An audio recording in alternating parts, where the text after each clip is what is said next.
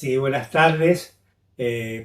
Aquí estamos en Voces de la Salud con un invitado muy especial, que es el doctor Rigo Bocanera, amigo, colega, y con el cual hace más de 10 años manejábamos el programa aquí en Radio Canal de Aquí y Ahora Salud.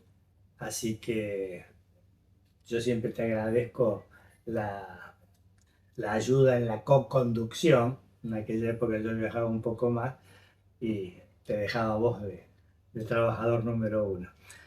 Bien, vamos a hablar de prevención de las enfermedades cardiovasculares, que esto es un poco el caballito de batalla y por qué nosotros insistimos tanto en este tema, tratando de darle a la comunidad el conocimiento y de la importancia, que se haga conciencia de la importancia que es la prevención de las enfermedades. Ese viejo proverbio de que más vale prevenir que curar.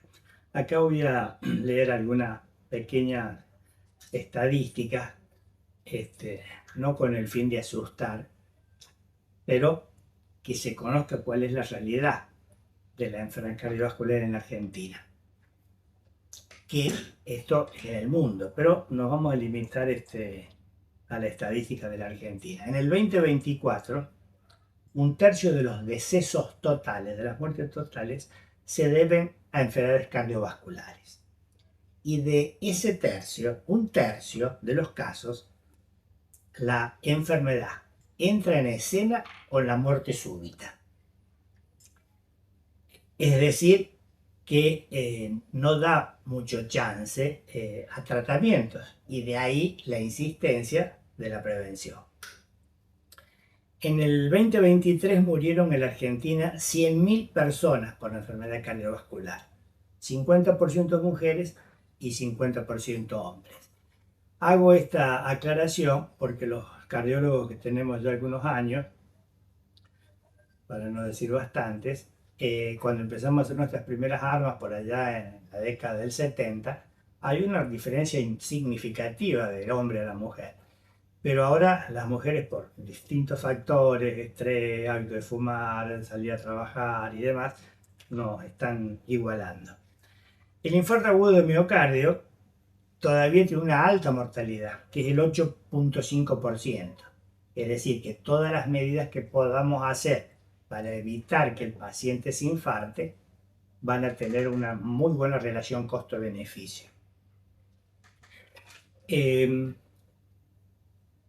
Para que aparezcan los primeros síntomas de enfermedades cardiovasculares, fundamentalmente de la cardiopatía isquémica o la insuficiencia coronaria, como dije inicialmente, el tercio se presenta con muerte súbita. Aquellos que tienen la suerte, entre comillas, de tener síntomas, que puede ser un dolor en el pecho, opresivo, falta de aire, la primera, para que dé las manifestaciones, la arteria debe estar obstruida alrededor del 70%, por arriba del 70%. Imagínense ustedes todo el tiempo que hemos perdido para hacer la prevención, porque recién el paciente tiene síntomas cuando realmente la enfermedad está avanzada. De ahí el hincapié que uno hace de los factores de riesgo, tratarlos desde la primera infancia, es decir, desde la época del primario. Me acuerdo que nosotros hemos sabido hacer, si vos te acordás, Rigo, en aquella época que estaban los kioscos sanos en las escuelas, que se reemplazaban el alfajor las frutas y demás. Es decir, con la idea de prevenir la enfermedad. Creo que no hemos hecho bien los deberes, porque realmente cuando uno camina por acá, por las calles de la ciudad, ve una enormidad de gente con sobrepeso y obesos, inclusive mórbidos. Pero bueno, eso tiene algunas explicaciones que vos las vas a dar. Cuando hablamos de las enfermedades cardiovasculares, la prevención, también estamos previniendo las enfermedades cerebrovasculares, que tienen prácticamente los mismos factores de riesgo. Por ejemplo, por ACV, enfermedad cardiovascular, accidente cerebrovascular, En el 2024 murieron 40.000 personas. En el mundo entero, 7 millones.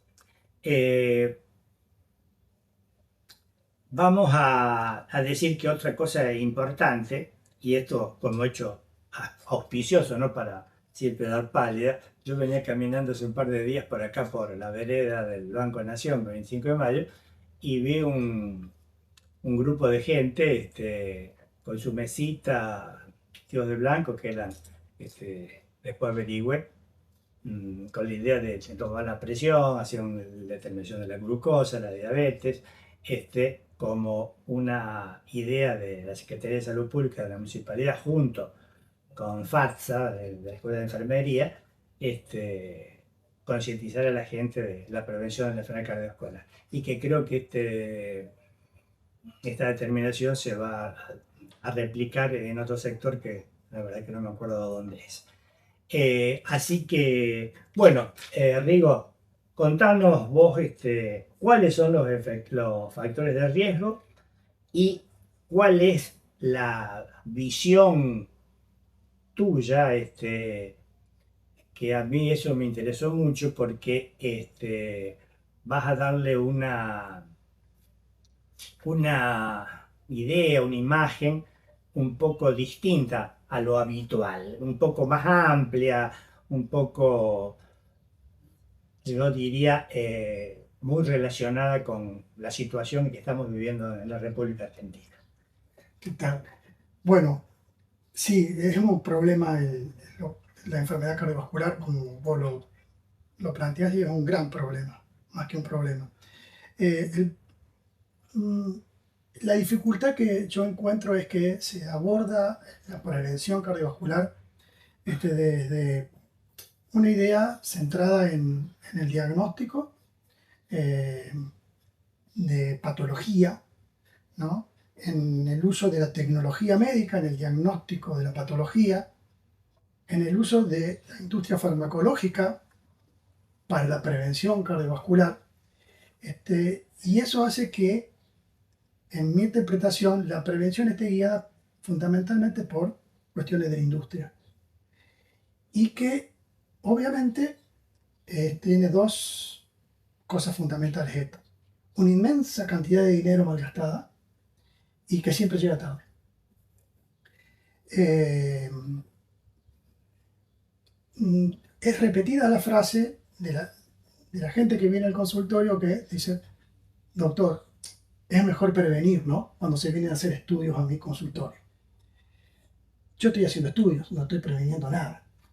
Pero ahí está esa idea ganada de que la prevención se hace con estudios médicos, como farmacología, todas cosas que son muy caras y que llegan tarde y tienen muy poco efecto globalmente. Entonces uno debería ver, o deberíamos tratar de pensar que tiene que ir por otro lado, sencillamente que tiene que ir por otro lado.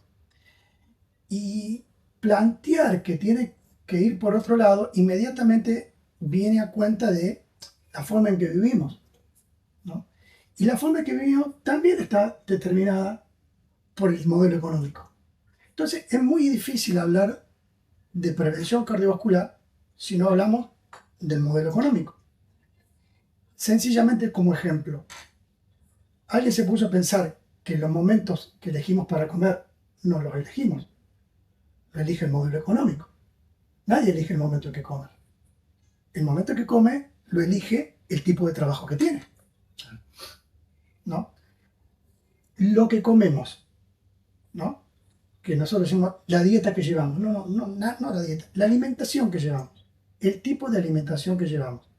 Es una alimentación basada principalmente por mandato de la industria, del alimento ultraprocesado. Y yo no hace falta que venga a explicar lo dañino del alimento ultraprocesado. No para mí solamente, para el planeta. Los otros días, te contaba, me dieron una frase hermosa de la agricultura, de un agricultor. Hacemos literalmente minería. Un agricultor dijo, hacemos literalmente minería, ¿no? sistemas no sustentables a largo plazo para el planeta. Y explicamos, por favor, por qué. Porque la planta de trigo, la planta de maíz, la planta de soja, se lleva todo de la tierra y no se le devuelve nada a la tierra. La ganadería intensiva, ¿no? Con pues se vuelve inviable para nuestro planeta y mucho más para nosotros, ¿no? O sea, la alimentación global. Vos recién mencionabas antes en una charla las propagandas de las hamburguesas que tienen 4 pisos. Sí, sí, Para colmo, con un personaje que queremos todos, claro, ¿no? Claro. Que nos ha dado campeonatos mundiales. Y alguna vez dijimos también en los congresos karaoke, se decía hace tantos años, la cantidad de grasa que tenía, la cantidad de calorías, la cantidad de sal. ¿Qué es? Aumento del colesterol. Claro. Entonces, la prevención tradicional está enfocada a tratar el colesterol alto, a tratar la presión alta, ¿no? Y para eso ir a la farmacia y comprar la glucemia. Y tenemos que para eso primero hacer estudios para ver cómo está el endotelio de la carótida para ver si el colesterol, y hay que pagar el estudio, y después que si le dio mal hay que pagar el medicamento que sale fortuna, cuando el problema está en otro lado, ¿no? Hablé de la alimentación, pero se puede hablar de muchas otras cosas. Y otra historia que decíamos también, que lo decías vos fuera de cámara, que bueno, se insiste mucho en la dieta mediterránea, pero el aceite de oliva no tiene que venir del Mediterráneo. Tal cual. Y la alimentación está escrito, no es que yo diga lo que a mí me parece, es lo que uno lee, pero lee otras cosas probablemente. Claro. La alimentación de lo local, de lo que produce tu tierra, Claro. porque aparte te da contacto con la naturaleza, contacto con tu entorno. Está demostrado que el contacto con el entorno disminuye la incidencia de enfermedad cardiovascular. Los japoneses le llaman baños de bosque, de salir a caminar por el bosque. Eso está escrito, que baja la incidencia de infartos y baja la incidencia de ACV. Yo lo traduciría acá en lo poco que tenemos en nuestro modelo de vida, y bueno, por lo menos salir al entorno. Pero salir al entorno significa poder salir al entorno y que el entorno sea saludable. Vos tenés que tener barrios caminables, plazas usables, menos ruido, menos iluminación. Fíjense, por ordenanza, no sé a qué hora, a partir de qué hora de la noche, en Villa General Belgrano prohibieron los reflectores, sobre todo los que enfocan para arriba. Lean la noticia.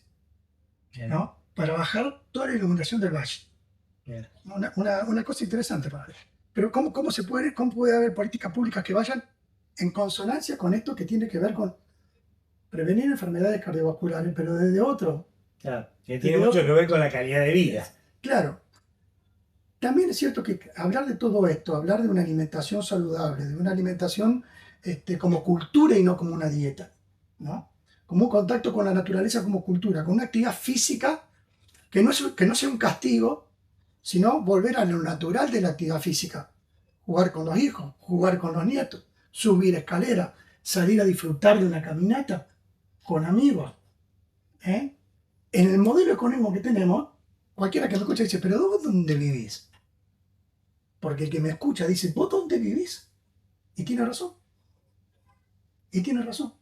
Entonces, es difícil hablar de prevención cardiovascular en un determinado modelo económico que tenemos. ¿Cómo se le puede pedir a la gente que se alimente bien si no llega a fin de mes?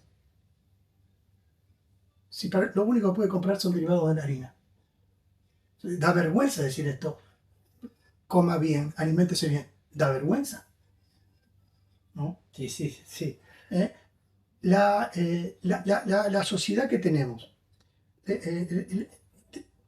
Galeano decía, tenemos el deber de la desobediencia, del derecho a la desobediencia, al mandato de combatir al prójimo, ¿no? Pero nuestro prójimo es nuestro enemigo.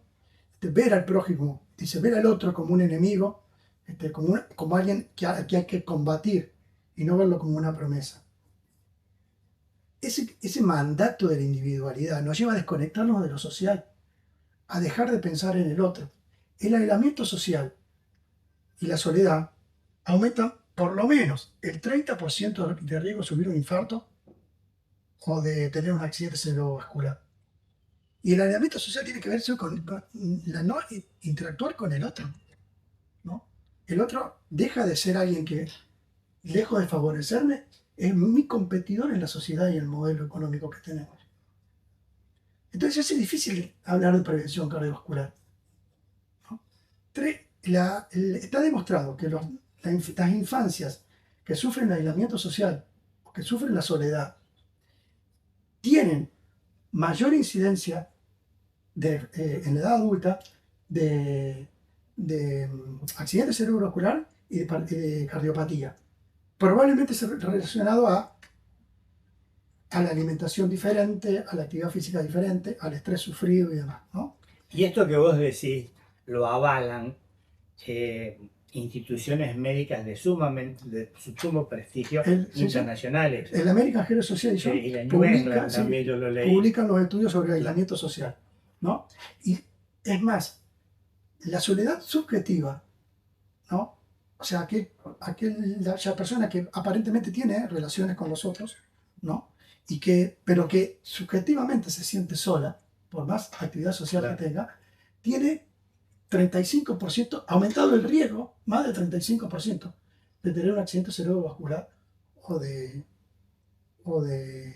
un infarto o de una cardiopatía, ¿no? Fíjate, bueno, yo mientras vos estás diciendo estoy pensando, y si a ese 35% vos le agregás el sobrepeso, el estrés, que fuma, la inactividad física, es un infarto que camina. Porque todo está entremezclado. Claro. Porque de cualquier cosa que yo estoy hablando de lo otro. Porque yo estoy hablando de la soledad, estoy hablando del aislamiento social y estoy hablando del riesgo del aislamiento social que lleva a mayor estrés, a menor actividad física, a mala alimentación.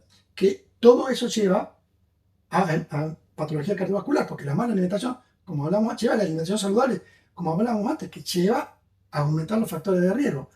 Pero insisto, y fumar para calmar los nervios, que muchas veces dice la gente. Apuntar el factor de riesgo tradicional. Claro. Sí, con esto no estoy diciendo que no hay que estar atento al colesterol, que no hay que estar atento a la presión arterial, que no hay que estar atento a la glucemia y demás. Por supuesto que hay que estar atento. Lo que yo estoy planteando es tratar de tener una visión diferente de cómo abordar el problema. Y que, insisto, por ahí me da prurito decir estas cosas, porque es cierto que me van a decir, che, maestro, así vivimos. Y es cierto, y así mismo. Entonces, tenemos que repensar un poco todo. Se hace difícil a alguien que vive con estrés crónico, que podemos hablar del estrés, decirle, y afloja un poco con el laburo y anda a caminar al parque. Sí, maestro, pero yo tengo que ir a laburar. Para llegar a fin de mes. Es hermoso todo lo que decís. Pero maestro, acá hay que laburar. En el país que vivimos hay que laburar. ¿Vos que tenés alguna experiencia, digamos, en los países del norte europeo, ¿sabés algo de cómo ellos planifican no, sé la salud? Poco, sé muy poco. Bueno, Jorge dice esto porque yo hace muchísimo tiempo tengo a mi hija lejos y tengo una nieta allá. Yo solo puedo ver cómo funciona nada más. Y si hay algo, yo digo para copiar bien, claro, ¿no? Sí, si hay algo que yo puedo decir con absoluta certeza es que es igualitario. Dato no menor. Porque si hay algo que tiene que tener un modelo de salud inserto en un sistema de salud, es la equidad. Porque si a mi mamá no lo operan de la cadera o le ponen una prótesis de cadera que no es la que yo quisiera, yo sé que el vecino del frente, el de la otra cuadra y el de 1000 metros más allá y el de la otra ciudad y el de la otra punta del país tienen la misma demora en operarla y tienen la misma prótesis de cadera que le ponen a mi mamá. Entonces ahí es diferente. No existe la sensación de desamparo. Es el primer problema que tenemos nosotros. No hay equidad. Yo no tengo el mismo acceso a la salud que tiene mi vecino, como otra gente no tiene el mismo acceso a salud que tengo yo. Entonces, eso es lo que destruye el entramado comunitario. Cuando yo hablaba de la soledad, del aislamiento social, ¿cómo vamos a pensar en el otro si el mandato es cubrirnos del otro? ¿No? No, nadie va a pensar en el otro. Y vaya si tenemos frases memorables de nuestros dirigentes en ese sentido, ¿no? No ver al otro como mi solución. El otro es mi solución, ¿no? Y interactuar con el otro y guarda, no quiero que el otro sea visto como alguien a que yo tengo que ayudar, no, lejos de eso. No estoy hablando de beneficencia, estoy hablando de participación con el otro para disputa de poder, ¿no? De actividades comunitarias que tengan que ver con la comunidad, con todos, ¿no? Cuando el otro me importa más que yo, en esta sociedad, quien me escucha me dice, pero vos dónde vivís. Entonces, después si terminamos con presión alta, con colesterol alto, obesos, sedentarios, y sí, y es lo que tiene que pasar. Y entonces después usamos la medicina y la tecnología médica para diagnosticar todos esos problemas, que le sirve a mucha gente eso. Claro, obvio. Y después usamos la farmacología Claro. para tratar los problemas que detectamos, Claro. y que le sirve a mucha gente a eso. Entonces, claro, damos vuelta y si llega al famoso aforismo, más vale prevenir que curar. sí, No, pero no es fácil también prevenir claro, en claro. una sociedad como la nuestra. Pero bueno, yo creo que un poco para el mensaje a la comunidad, me parece, yo estoy muy de acuerdo con lo que vos decís, darle una dimensión de la realidad en donde vivimos, en donde Sí. estamos. Por eso, ¿No? como corolario, me gustaría decir, lo que nos pasa es político, ¿no? Es de todos. Lo que nos pasa es político, es de todos. Nuestra participación en una sociedad que quiera o no afrontar cualquier cosa, estamos hablando de prevención cardiovascular, la salida es conjunta, es entre todos y es política, Claro, ¿no? comunitaria. ¿Está? Claro. Bueno, es más o menos lo que te quería decir. Bueno, perfecto.